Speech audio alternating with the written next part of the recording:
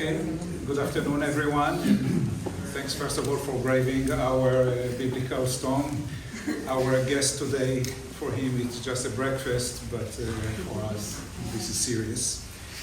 Welcome to the 27th annual Alexander Dallin lecture. The lecture was founded in 1998 to honor Professor of History and Political Science Alexander Dallin, the founder of Russian, East European and Eurasian Studies here at Stanford, and twice the director of the center here between 1985 and 1989, and again 1992 to 1994. Alex was the rare example of a scholar who navigated smoothly between political science, history, and current events. He was the author of the classic and still unsurpassed German Rule in Russia, 1941-1944, and numerous books and articles on Soviet diplomacy, the Comintern, the crisis of 1983 with the downing of the Korean airplane, and the Gorbachev reforms. All along, he played a prominent role in promoting Russian and Soviet studies throughout the country in his role as the president of AAASS, today known as ACIS, and the National Council for Research on the Soviet and Russian East European Studies.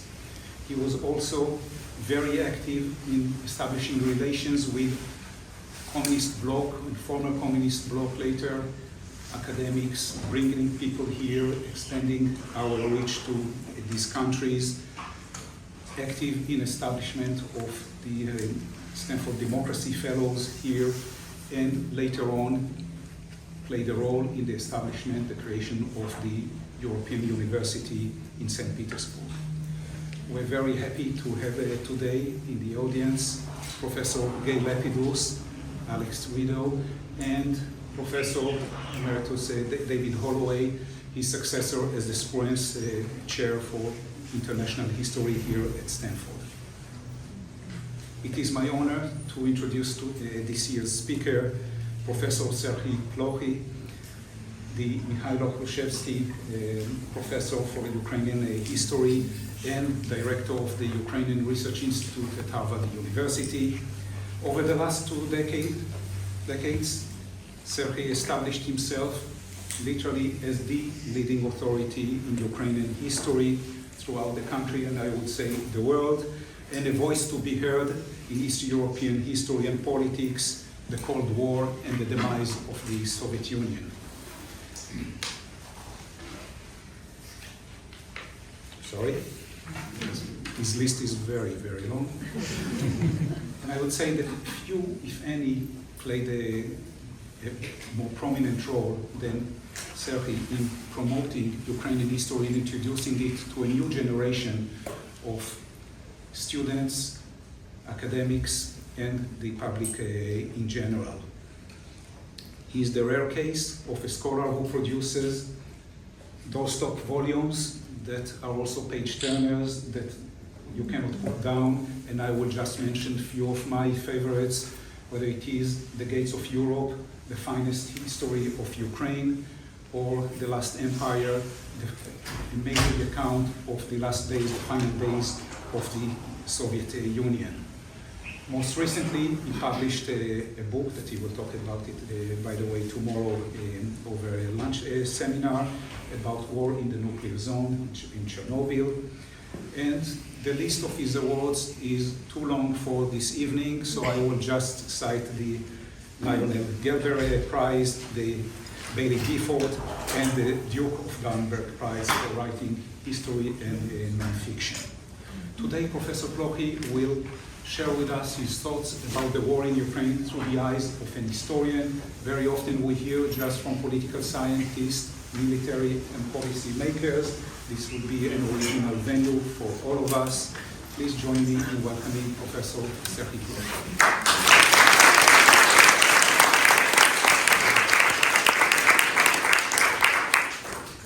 Thank you very much for this introduction. Thanks for inviting me. It's a pleasure to see so many of my colleagues and friends, and it's an honor to deliver an Alex Dallin lecture. I never met Professor Dallin. I heard a lot about him, And one of the things that I remember from those recollections the most was that, well, he was a sort of a scholar that somehow, and was involved in scholarship that then later was not really anymore either possible or maybe welcomed, when he could be a historian and also a political scientist, a very good historian and good political scientist at the same time. And maybe now with what is happening in the world today, at least the context in which we work is also pushing us in that direction of making our research more relevant to what is happening today, because that's also origins of this lecture that I'm going to give to you, but also the book on which it is partially based. The book is called The Russo-Ukrainian War, published in the year 2023, the second year of the war, and writing on the developments that happen today, including wars. This is not the job of a historian. This is not that we are trained to do. This is not something that is really particularly welcomed by the tenure committees or promotion committees. But if you have a tenure already, you can take risks, and that's certainly writing the book that historian was not supposed to write was one of those risks. So one thing that why I wrote the book was that I had to do something. Had to do something after February 2022, after the start of the all-out Russian aggression against Ukraine. And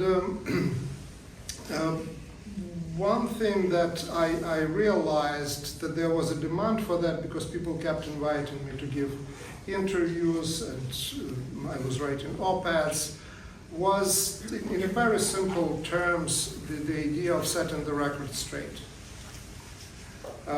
Because there was a lot of not just misinformation, but very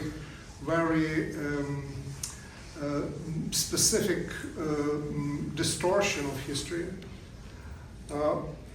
for the purposes of justifying the aggression that was happening.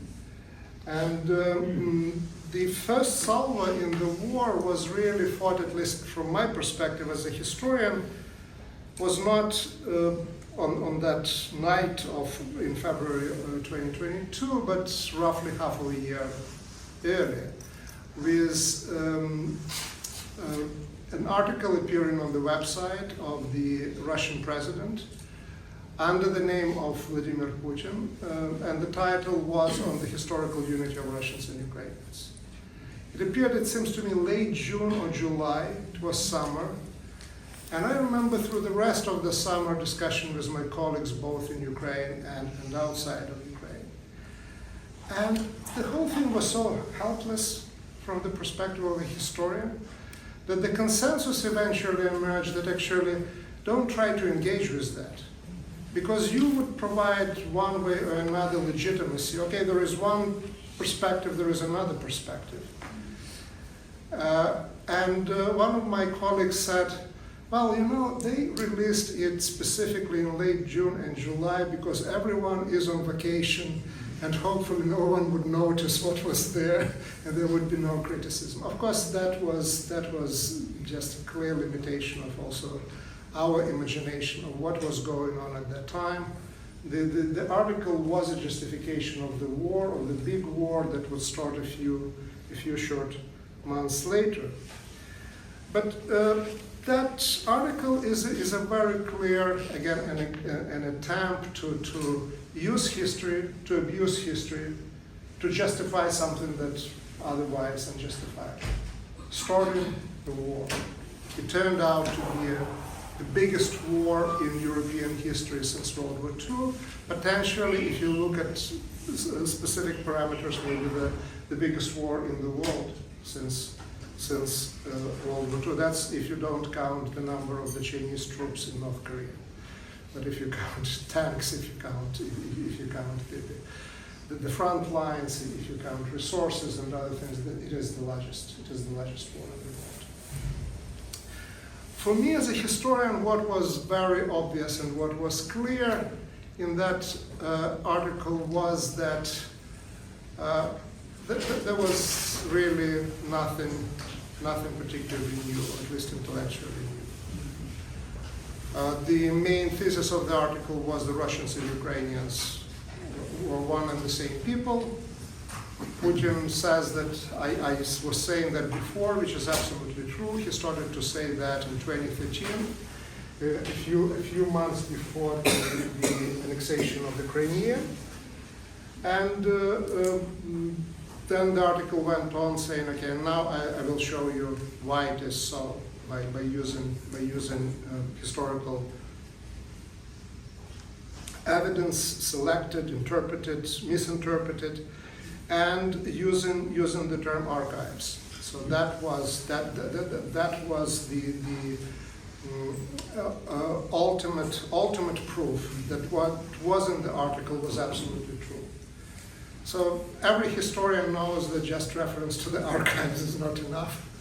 That we can find different things in archives, and that this is maybe a proof that you used your summer well, and that you used the grant that you got to go to the archives well, but that's the limit. What Putin suggested there was an old narrative, Russian imperial narrative of history, of Russia and Ukraine and Belarus. The narrative was so old that back in 1904, the leading Ukrainian historian Mikhailo Hrushevsky, my chair at Harvard is named after him, published an article on the traditional scheme of Russian history and the rational organization of the history of Eastern Europe, where he demolished back in 1904 what Putin actually was trying to sell in 2021. Putin's idea that Russians and Ukrainians are not separate nations, don't exist separately, is rooted in the 19th century Russian historiography. Specifically in the mid-19th century period, when the imperial authorities were alerted to the rise of the Ukrainian national movement. They couldn't go along anymore with the idea that there was just one Russian nation. And they said that, well, there was one nation, but there were three different branches. This is the poster coming from the early 20th century. There were Russians, there were Little Russians or Ukrainians, and there were White Russians or Belarusians. And yes, they used maybe different dialects. They danced maybe differently. Putin on a number of occasions was saying that he loved the Ukrainian singing, but other than that, they were one and the same. There was one nation. And when Putin was saying that Russians and Ukrainians were one and the same nation, he didn't mean that Russians were really Ukrainians. What he meant was that Ukrainians were really Russians, which means the Ukrainians don't exist or didn't exist, beyond a particular dance culture and maybe folk singing and so on and so forth. So that was the basic idea. And quite interestingly, attacked in the same article were the people like Joseph Stalin and Vladimir Lenin. And they were attacked for one very interesting phenomenon. They were attacked for recognizing Ukrainians as a separate nation. Putin went as far as to say that Lenin created Ukraine.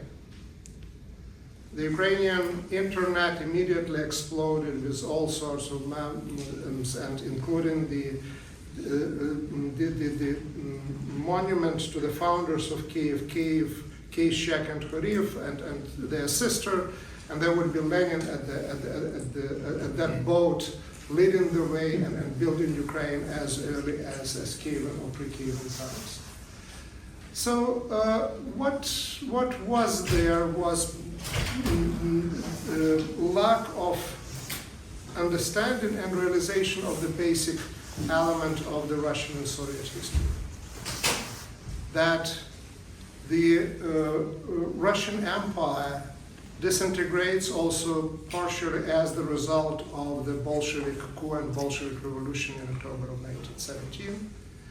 That the Bolsheviks bring back and try to stitch together the Russian Empire as it existed by force, but also by realizing the level of mobilization, national mobilization in the non-Russian republics, and making concessions. First of all, cultural concessions. So that suddenly, the fact that Lenin sends troops and takes over the Ukrainian People's Republic, and then Ukraine is integrated in the Soviet Union as Ukrainian Soviet Socialist Republic, allegedly qualified Lenin as the founder of Ukraine. And of course, Stalin was not doing much better, because whatever happened to Ukraine and Ukrainians, including the famine of 1932-1933, the textbooks, the constitution, everything was saying that Ukrainians were actually separate from the Russians. So what we witness today is a particular type of thinking about history where the Soviet period was considered actually to be too harmful to the Russian people. The period that divided the Russian peoples into these different branches.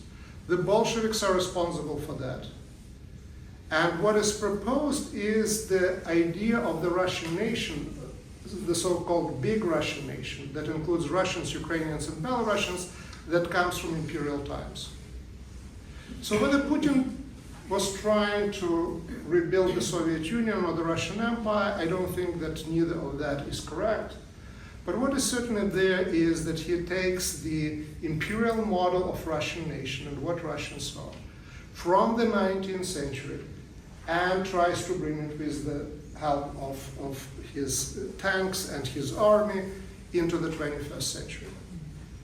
That's at least for me what the text is about, and that's what is also the Russian practices on the occupied territories of Ukraine are about.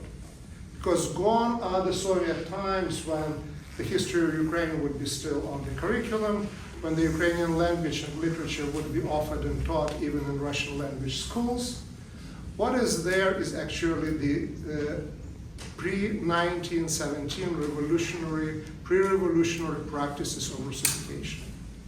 Something that General Denikin would bring to Kyiv, would bring to Ukraine in the year 1919. The idea that there was one big Russian nation that included Russians, Ukrainians, and Belarusians went into immigration after the revolution of 1917 with Denikin and others. But it was brought back, it came back after the disintegration of the Soviet Union in particular, with the help of such figures as Alexander Solzhenitsyn. Alexander Solzhenitsyn is, at least in my reading, is a bridge between the pre-1917 ideas of Russianness and Putin's idea of what Russia is already in the 1990s. He uses the term Ukrainians, but he really believes that actually he is personally of mixed Russian-Ukrainian background. He believed that that was one and the same nation. And after 1991, when he was very disappointed by the results of the Ukrainian referendum for independence, where over 90% of the population of those who took part in the referendum voted for independence, he basically writes a number of essays where he says that Russia should go and move in and take over the historic Russian lands, which are, if you look at the map of the war today, which are southern Ukraine and eastern Ukraine, Donbass, Crimea, and areas around Kherson and Melitopol. This is not to say that Putin somehow takes the map from Solzhenitsyn and tries to follow it. That doesn't happen literally, despite the fact that the two of them met on more than one occasion, were saying very positive things about each other.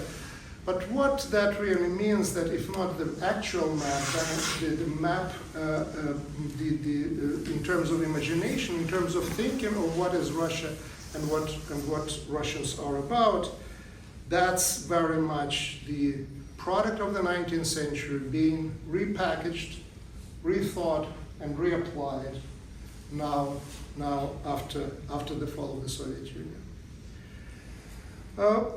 I look in, not just in this book, but a number of other publications of mine on the fall of the Soviet Union as the fall of empire. There is a long-standing discussion in historiography whether the Soviet Union was an empire or it wasn't. Focusing on 1991, what it looks like everyone agrees is that whether the Soviet Union was an empire or it wasn't an empire, it died the death of an empire. Falling along the lines of the Union republics, and sometimes not Union republics, like it was the case with Chechnya, but autonomous republics. And those borders, today they may correspond or not correspond to the ethnic and linguistic borders and boundaries, but they certainly corresponded at the time when those borders were drawn in the 1920s. And if the look at the fall of the Soviet Union, which inherited one of the largest territorial empires in the world, if this continue with that sort of logic and with that sort of frame for thinking about the Soviet Union, what is happening today with Russia and Russian aggression against Ukraine in terms of its intellectual component is not really an attempt to rebuild the Soviet Union, or not an attempt to rebuild the Russian Empire. But it is the idea of actually redefining of what Russians are and what Russians should be. Building a Russian state for the new Russians, not new Russians in terms of, for those as well, for people with mind, but also for the new concept of what Russians are, which is deeply rooted in the 19th century.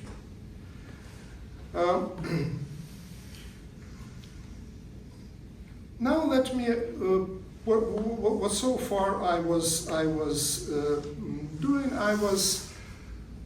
doing something that historians do quite often, and sometimes quite good. I was looking at the history of ideas. So it's a chunk of that chunk of the book, that chunk of my lecture. It's a quite traditional work of a historian. Again, there can be questions whether I read it correctly or not, but this is more or less traditional work of a historian. Now I will try to move into something that maybe would fall under the category of alternative history. Think about different scenarios. And one of the questions that certainly comes to the fore when you look at the fall of the Soviet Union and what is happening after that, you see this unique moment when the heir to one of the largest territorial empires of the world, the British Empire, it seems to me, was larger, but again, it wasn't continuous, it was maritime empire. So that empire goes down, or its heir goes down, without war, without conflict. There is Chechnya, but there is no big major conflict that would fit the scope of this sort of a state, territorial and otherwise, but also historical trajectory of the Russian Empire that we deal with. And one of the questions that I ask in my book, why didn't they fight in 1991? Why did Russia let the republics go? why Ukraine, the second largest republic, left the Soviet Union without a fight. I would like to suggest a couple of explanations. One of them were related to the fact that, as always, when empires fall, they are experiencing a very deep crisis, political, economic, and otherwise, within the center of the empire. And in the center of the Soviet Union, there was a conflict between, of course, Gorbachev and Yeltsin. Yeltsin, who was presented as a big Democrat and certainly had such intentions, he behaved differently, but he was the first one who actually was trying to use army against Chechens. It was October of 1991. It turned out that the army actually was not prepared to fight, and also Gorbachev, who officially was the head of the, not just the head of the government, but also the commander-in-chief of the armed forces, stopped the deployment of those troops. So, political crisis inside, and also Russia is too weak. It's not like Yeltsin, who would later fire at the Russian parliament, didn't want to use the troops. He tried. He was trying to do what actually normally happens with the fall of the empire. He couldn't get it there.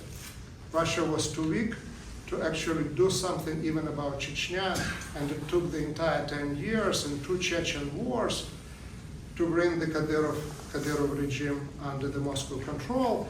And then it functions today as basically a medieval state within a state, which, like Russia pays tribute to the Chechens, like they used to pay to the Ukrainian Tatars back in the 16th century. So we are back to that situation. So one reason is the weakness of Russia at that time, but another one is. And that's where we are in new territory, is the fact that the Soviet Union disintegrates at the end of the Cold War, and disintegrates in the context of the new realities that are there, dictated by the nuclear age. There are nuclear weapons. All those 3 gentlemen over there, the leader of Ukraine, Leonid Kravchuk, Stanislav Shushkevich of Belarus, and Boris Yeltsin. There are nuclear weapons on their territory. And there is a winner in the Cold War, the United States, that spends a lot of time and effort to do something about those weapons and not to allow the Yugoslavia with the nukes take place on the territory of the post-Soviet space. There can be also other reasons, and if there will be questions, I can make other suggestions as well. But generally, what we see is that the imperial space created by the empire is falling apart without a major war back in the 1990s. What that means really that the war was postponed. And the current war, no matter how unique it is, no matter how big it is, at least I as a historian look at it first and foremost through the prism of the war of the disintegration of empire. And from the perspective of Russia, certainly an attempt to reestablish control in one way or another under parts of the, in this particular case, crucial part of empire. On the side of Ukrainians, the closest historical certainly parallels would be with the wars for independence from America to a good part of the world in the 19th and 20th century.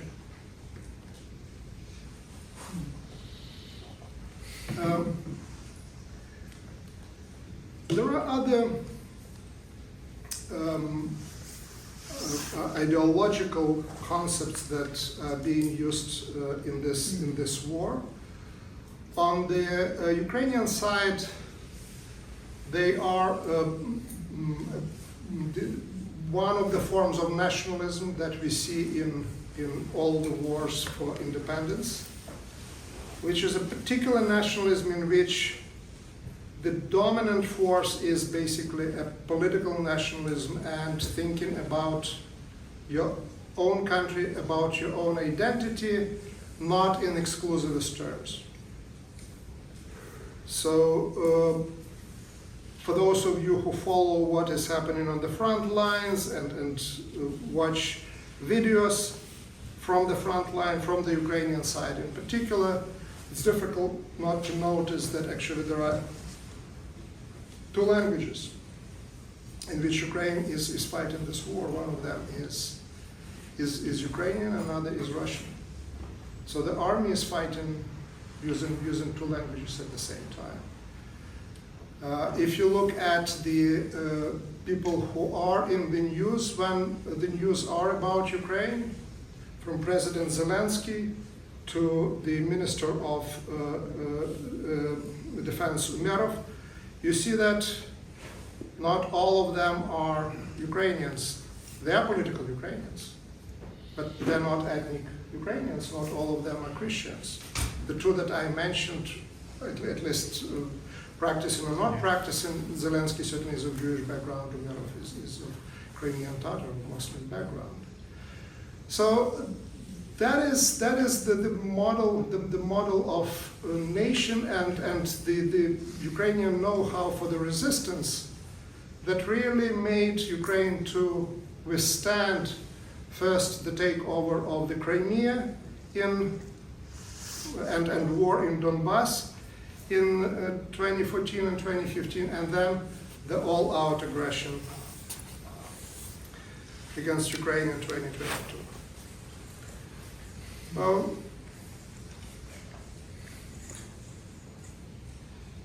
So that's, I started with intellectual origins of the war on the Russian side. I continued with this question related to alternative history. Why didn't they fight in 1991 and what the explanations can be there? So historians are guilty of that sort of exercises as well. And now I want to talk about another aspect where history can be useful for understanding the war.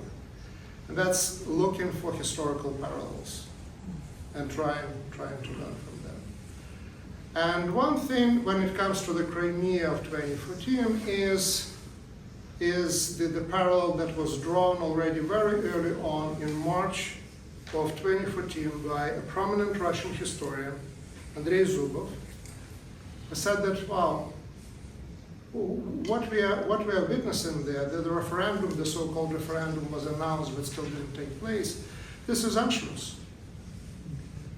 This is taking over part of the territory of another state, neighboring state, weaponizing the minority issue, and the parallel could go on, of course, to Sudeten land. The parallel can go to Czechoslovakia. So what we see there is what the world witnessed at the beginning or before official start of World War II. And indeed, if you look at the rhetoric, if you look at what is happening in terms of the policies, Russian policies in the Crimea, in terms, of course, of Russification, in terms of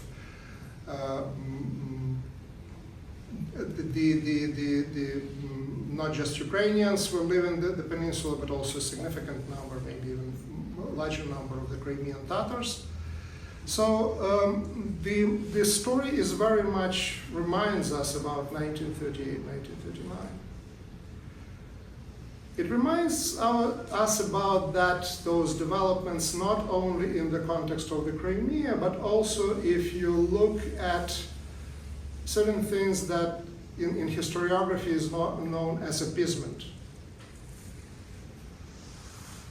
When at that time, Britain and France are trying actually to bring the peace by appeasing, by making concessions to the aggressor. And what they get World War II. What we get after the Crimea, we're getting the full-scale aggression against Ukraine in 2022. Germany, the country that certainly was very much part of the story of 1938, but performed a different, of course, very different role back then. Now it's basically, around 2014, is in the forefront of the policies of appeasement. After the war in Georgia in 2008, the Nord Stream 1 is being built by the German state. The reward for the Crimea is Nord Stream 2.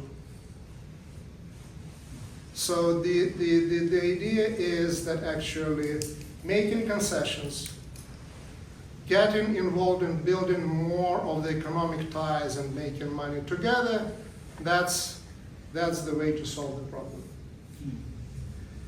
And on the German side, what you see, it's actually a continuation in many ways, the policies that start with Ostpolitik.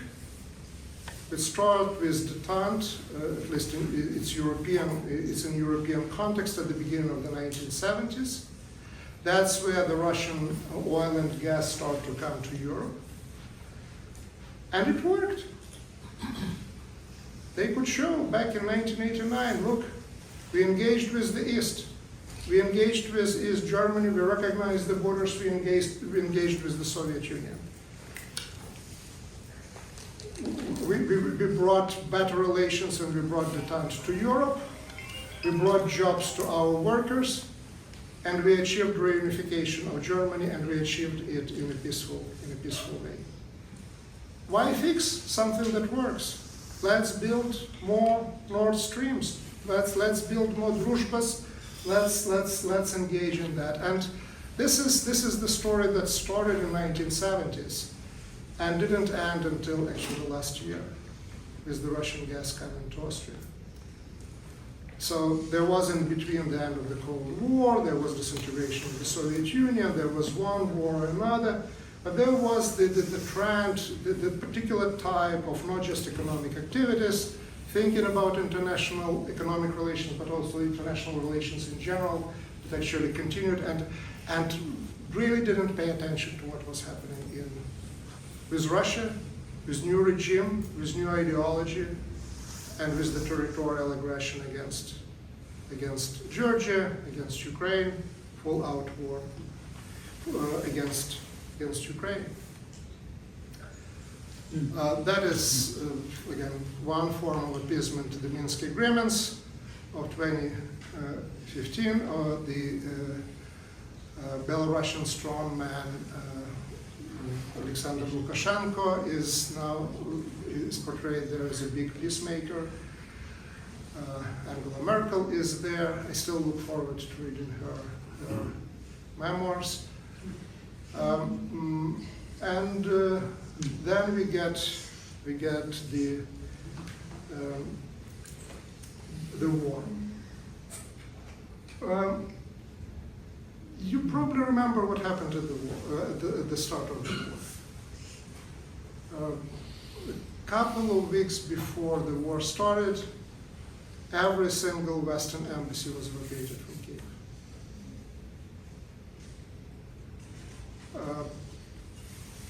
I don't think there are too many ways of how we can interpret what happened there. Okay, we know that it is coming. We don't want to be part of that. We don't want to be involved. So what happens, happens. And things change really a few months later because Ukraine didn't fall, Kyiv didn't fall. Everyone expected that to happen. Moscow, in Washington, in Berlin, in London, whether they were friends of Ukraine, whether they were enemies of Ukraine, whether those were states that were completely indifferent. Ukraine didn't fall, and then we started to see the Western involvement, especially by the summer of 2022. Now the war is we are at the end of the third year, right? The beginning of the fourth. I don't know. I didn't imagine the war going beyond June of 2022. That's when I started to work on the book in March of 2022. I thought that, okay, my book will have the beginning and will have the end. Didn't know what the end would be, but I couldn't imagine that the war would go so long. The war changed Ukraine, but it also changed the world. Just by the nature of being, as I said, the largest war in Europe since '45, and potentially the largest war in the world. One immediate victim of the war became the whole idea and the whole concept of one Russian nation, of Russians and Ukrainians being one and the same people. That became the foundation, ideological and historical, pseudo-historical foundation for the war. This is the demolition of the monument to Russian-Ukrainian friendship in March of 2022. Can you imagine the monument to Russian-Ukrainian friendship was there at the center of Kyiv in 1991. It was there in 2013 during the Maidan protest, 2004, the revolution, the Orange Revolution. It was still there. And it didn't survive actually the Russian missile attacks on Kyiv. Russian missile didn't get it, but it really ended whatever historical, emotional, intellectual attachment that Ukraine or part of Ukraine had with Russia. I don't see either on Ukrainian or on the Russian side, in the next generation 2 or 3, anyone with any sort of following coming back to the idea of Russian-Ukrainian friendship and Russian-Ukrainian unity. That idea is gone. Ironically, that was the very same idea that was fueling the aggression. Another major shift and major change, again, looking at that from, and here I am, again, changed lenses now. I'm looking at what happened already from the perspective of a historian, something that I think would last beyond today, beyond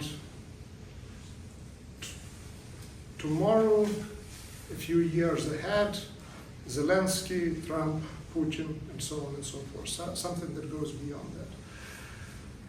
We don't have Iron Curtain in Europe at this point, but one thing that I think is gone and is not coming back anytime soon are the areas in between in Europe. Ukraine was one of those areas. Moldova another. There was Finland and Sweden that were not part of the NATO, were not fully part of the Western Bloc.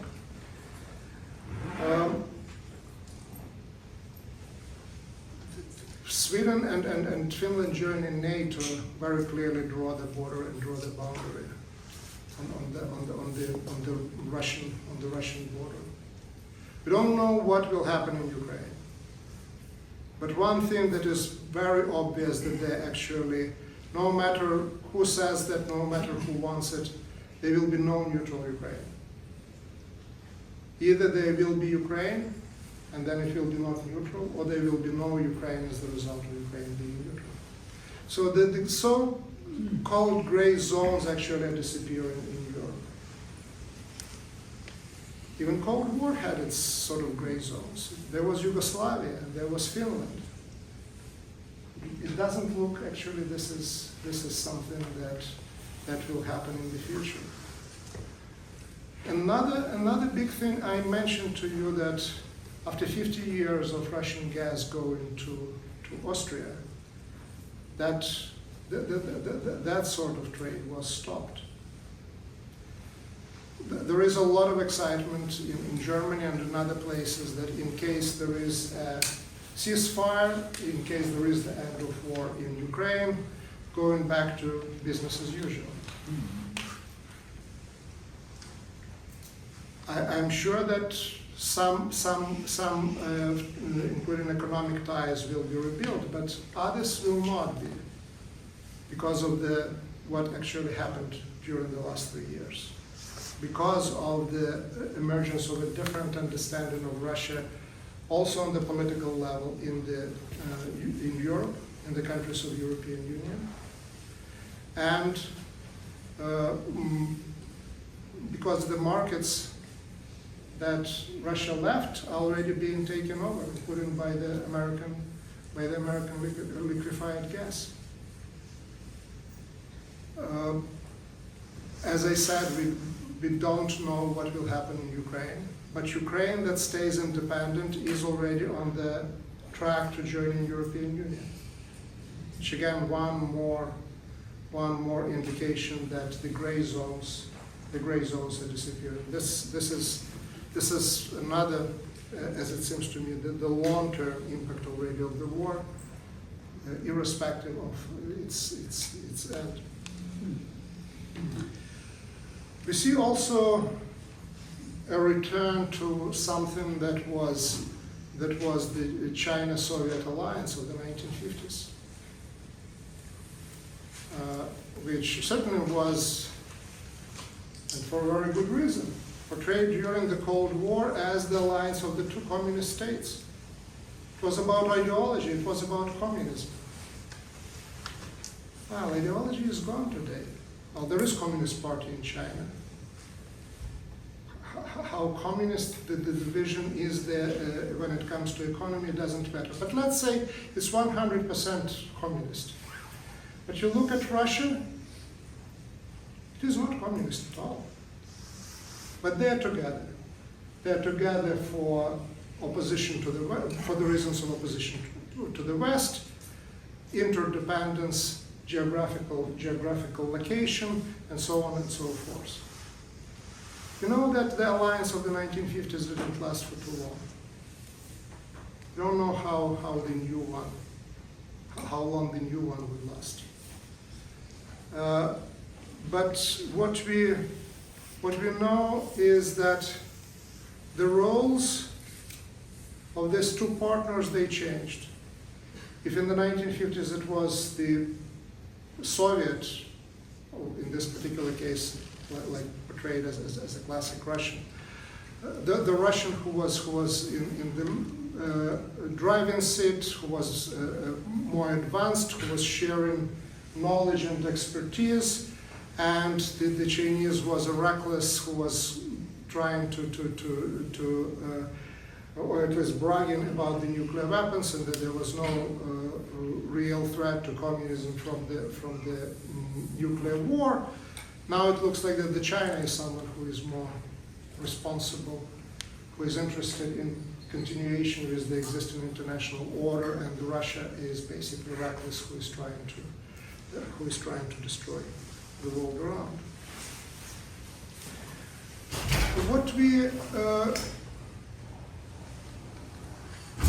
don't know is where the United States is in all that story, and where it will be.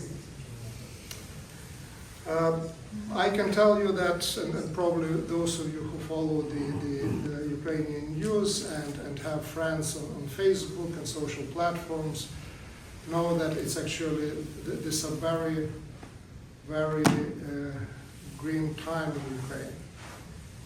They're getting news from the White House before actually I'm getting. They're following what the latest pronouncement was. They're wondering whether the Munich Security Conference will be Munich II, whether the appeasement is back. And I can't say anything reassuring at that time and at that moment. One thing that is reassuring in all that story was that it were the Ukrainians who decided to fight back in 2022. It were the Ukrainians who did something that was considered to be absolutely impossible. If the big and scary Soviet Russian army shows on your doorstep, the smart thing was actually to raise your hands. The Bolts were not fighting against the Red Army in 1940. Bessarabia was taken over without major problem. Czechs resisted a little bit in 1968, but not for too long. There was one exception in all that story. It was tiny Finland that decided to fight back. And I'm not 100% sure that that was the reason, but I want to believe that also because of that, they actually didn't become communist after 1944 and 1946. They were allowed actually to keep their democratic regime. They lost some territory, but actually they preserved their independence.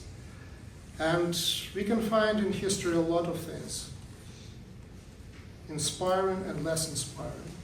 I want to end my today's presentation on this inspiring case of Finland.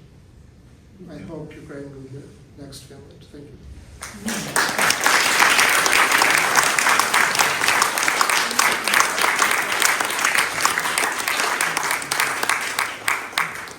Thank you so much, and we have time for questions. And someone has to jump first. Yes. Hi, thank you for the presentation, Professor Plunk. I've actually read the book, and thank you for providing such an incredible historical analysis of such a recent war.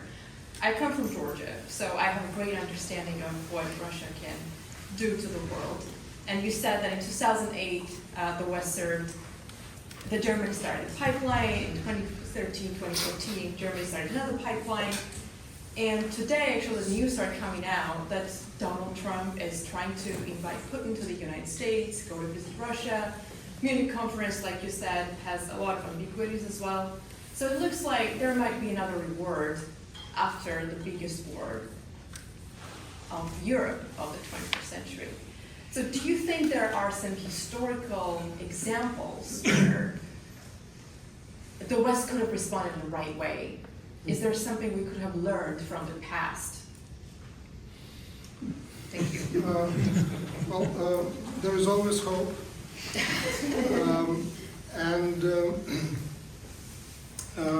One thing, it's very clear that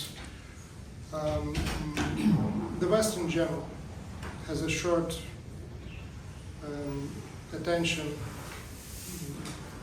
kind of time span. So there can be support, there can be effort, but at the end of the day, the countries in the region have first and foremost count on themselves and on solidarity and cooperation with each other. I have no doubt where that will all end for Ukraine and for Georgia. If I'm correct in reading this as basically the battles over the disintegration of the empire, one of the last empires, you know what will happen. So at least I believe that history is on the side of Ukraine and in Georgia, and there will be ups and downs. But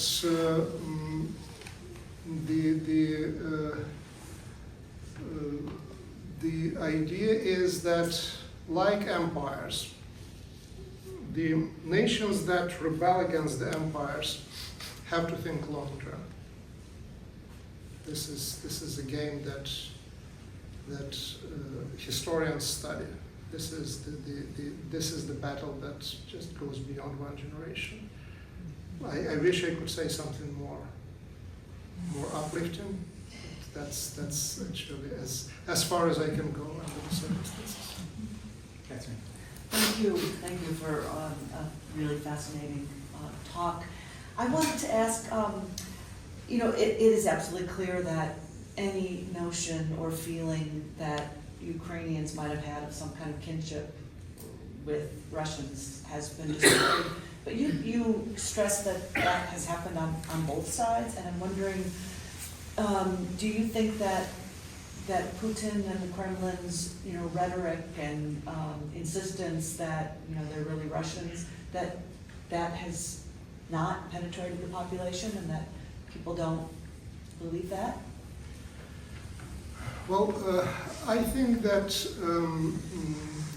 generally Putin declaring Russians and Ukrainians being one of the same people was not saying something that was perceived to be outrageous by the Russian population at large.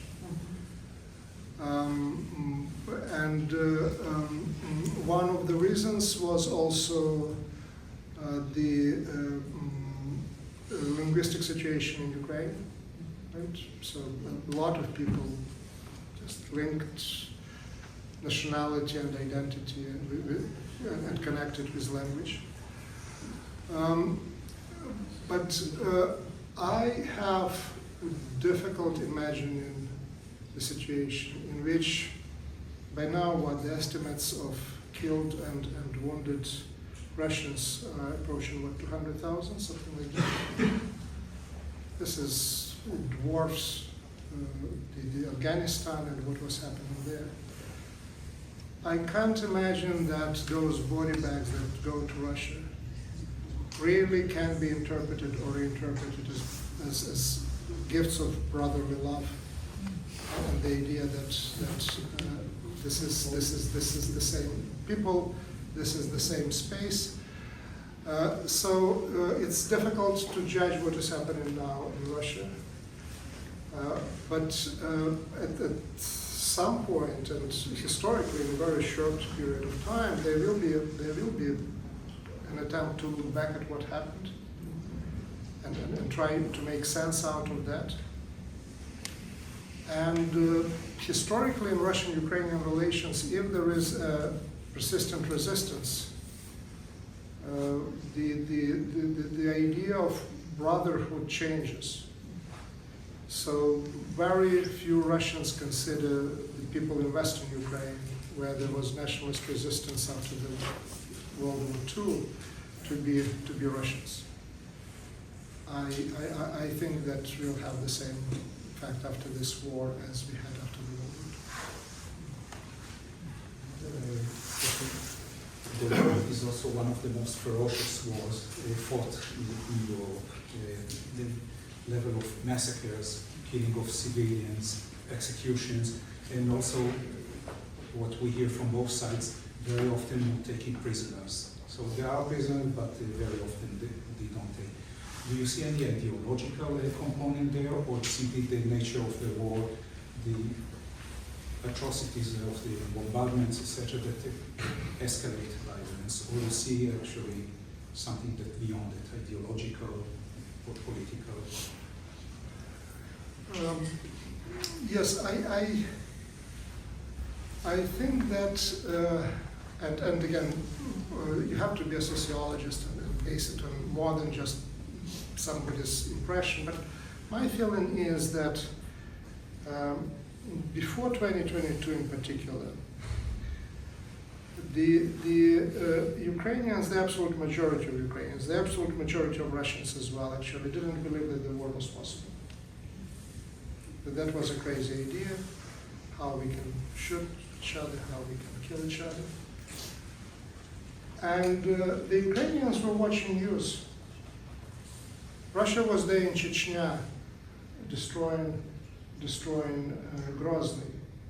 Russia was in Aleppo. But the idea was, okay, those are different faraway countries and those are different peoples. We're not one and the same people, but we are pretty close. They can't live to us. Well, what is now obvious to everyone that actually there is no difference in tactics. That's the know-how that the Russian army discovered in Chechnya, brought to the Middle East, and continues in Ukraine. So at least my impression is that there is no high level of kind of atrocities, or there is no lower level of atrocities. It's the way of how that particular army wages war.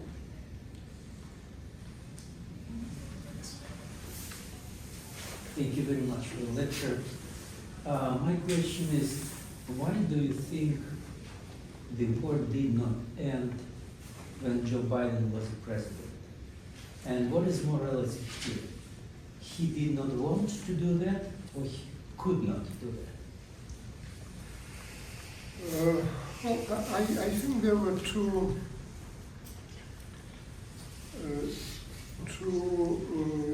factors that affected or influenced Biden's administration's behavior toward Ukraine. They clearly didn't want to encourage Russia. They clearly didn't think that what was happening was right. They clearly wanted Russia to be punished. But then the factors that actually held them back was, first was the concern about what will be happening with the elections, right? And whether that would be perceived as a good thing or bad thing during the elections. When the elections didn't matter, suddenly policy of Biden administration changed. And last December they did things that they were saying absolutely it's impossible to do, and were given 120 reasons, all good reasons why they couldn't do that. And then suddenly they increased supply of weapons and other things. Why? Because it didn't matter anymore what the reaction on the ground in the United States would be. So internal American politics is one factor. And the second one was concern about Russia using nuclear weapons. My impression is that half of the time when in Biden administration we're thinking about the war, we're thinking, okay, where is Putin's red line? Sort of mediation, where what we can do, what we cannot do. Concern about supporting a country that fights the nuclear superpower. One reason, uncertainty about American internal politics and how it will play out in the elections and others. But in terms of what they wanted to do, I think that their heart was in the right place. But those things came sometimes first, sometimes close second. And do you think that he did not make Lend-Lease a real thing because Biden was afraid of nuclear weapons? My understanding, and again, if someone knows more about that, please correct me, that what we call Lend-Lease was basically the right that was given to the president to expedite the delivery of the weaponry, ammunition, and other things that the Congress has already allocated. So it was, at least the way how Lend-Lease was that term, how it functioned in this war was apparently different from World War II. But again, if someone knows more about that, please say that. So it wasn't just that Biden got an opportunity to just ship everything what he wanted to ship. Thank you so much for fascinating talk. Sorry. I was wondering how, in your opinion, what the impact was of the war in Gaza, because it seemed like the world's attention suddenly shifted from Ukraine to this war in Gaza. And, you mentioned these historical analogies. In 1956, when the Soviets crushed the Hungarian uprising, there was the Suez Crisis. In 1968, when the Warsaw Pact invaded Czechoslovakia, there was the American war in Vietnam, in fact, the worst, bloodiest year of that war. In this case, you have a similar situation where you have a parallel war where, in some sense, Putin can point to it and it kind of gives him cover for, you're saying that I'm killing civilians, look what's going on there, and so on. I was wondering what your opinion would be on that. Well, the war in Gaza, in general, horrible thing. But for Ukraine, it was bad on more than one levels, right? So the attention of the American administration was diverted. Part of the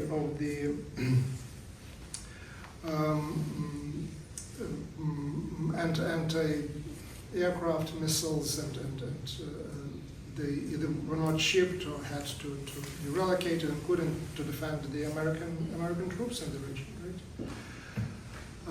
The attention of the world went somewhere else. So yeah, bad thing, very bad thing in general for thousands of reasons, but also very bad from the perspective of Ukraine and the war that it was fighting. I don't think that actually Russians were somehow involved, but certainly they benefited from what happened. Yes. So I have a question about Zelensky. In the beginning of the war, he had an evening talk every night and gave very inspiring, brief little messages to the people, and I'm sure he's continued messaging somehow to the Ukrainian people, and I'm wondering what the tone or content of his messaging is in terms of what they're saying about Russia or Russians or our relationship to Russia, sort of the Ukrainian side of what you've been talking about today. The Russians think this about the Ukrainians, so now how are they describing this war in terms of their historical relationship to Russia and whatever? Well, most of the terms that are being used I can't repeat here. So the kindest is basically Rashiste, so basically a combination of Russia and fascism. Yeah. And it seems to me even Parliament passed something about fascism as ideology of aggression.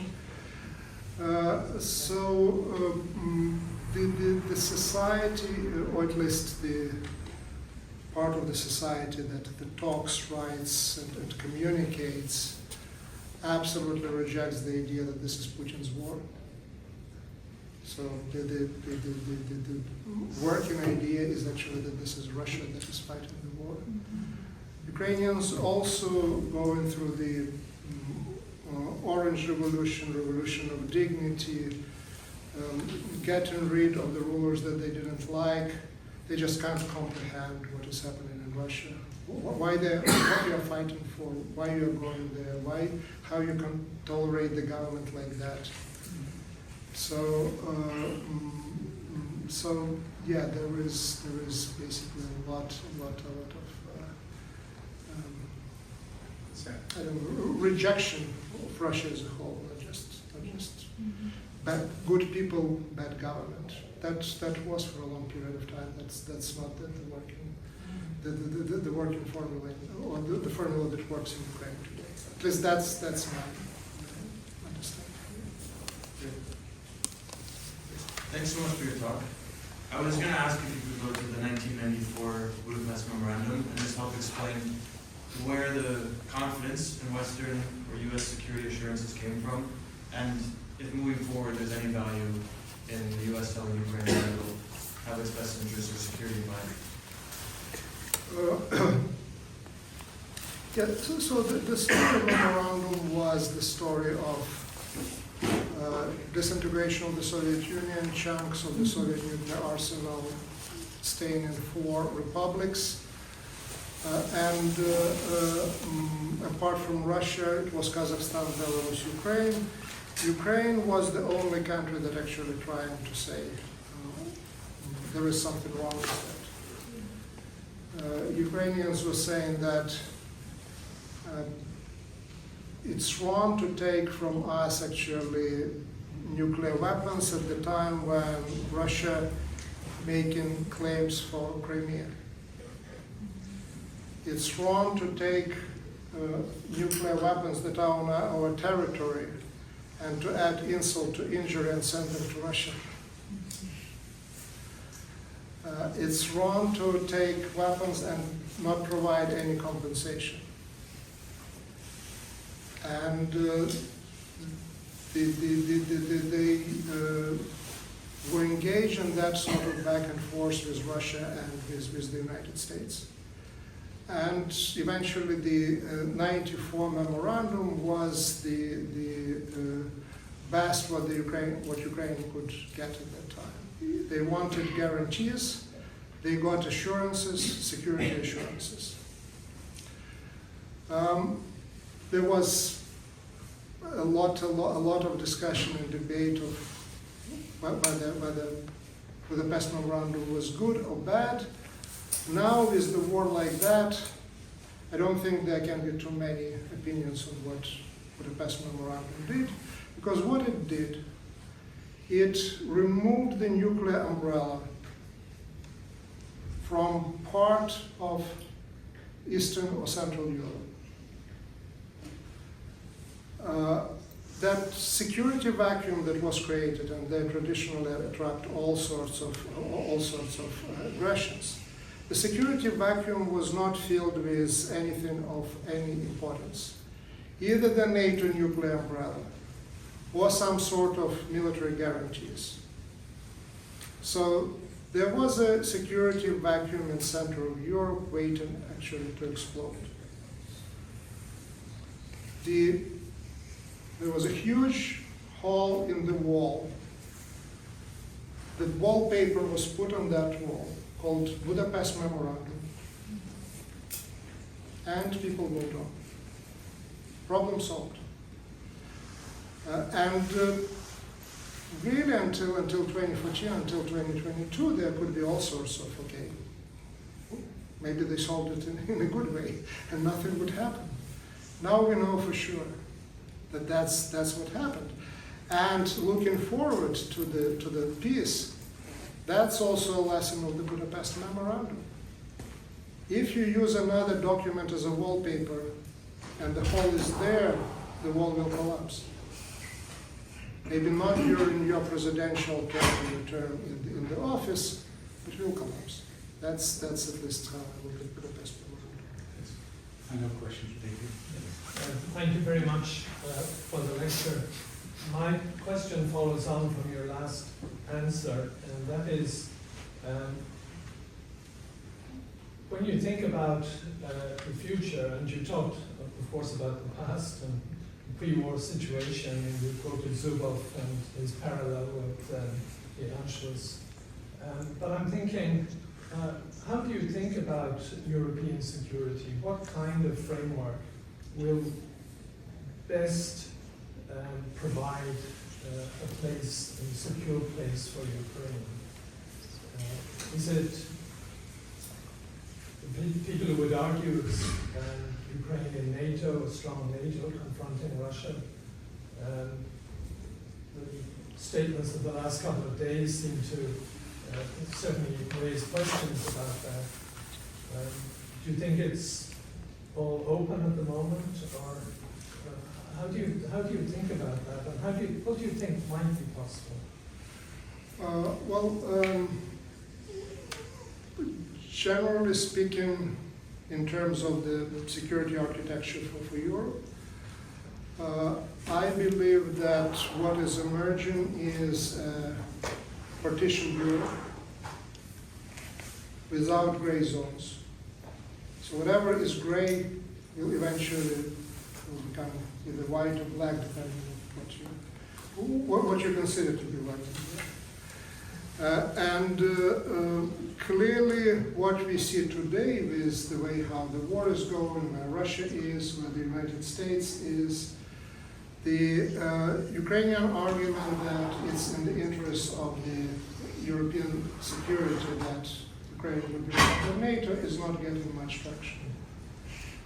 So there will be a search for, and probably it is happening as we speak, for some sort of something that goes beyond Budapest Memorandum, but is not the Article 5 of NATO. And I think that that's probably the maximum what is possible today, given the constellation of political forces. But I think it's basically, as a band-aid, maybe it will work, but I don't think it will work long-term. Thank you so much for concluding now.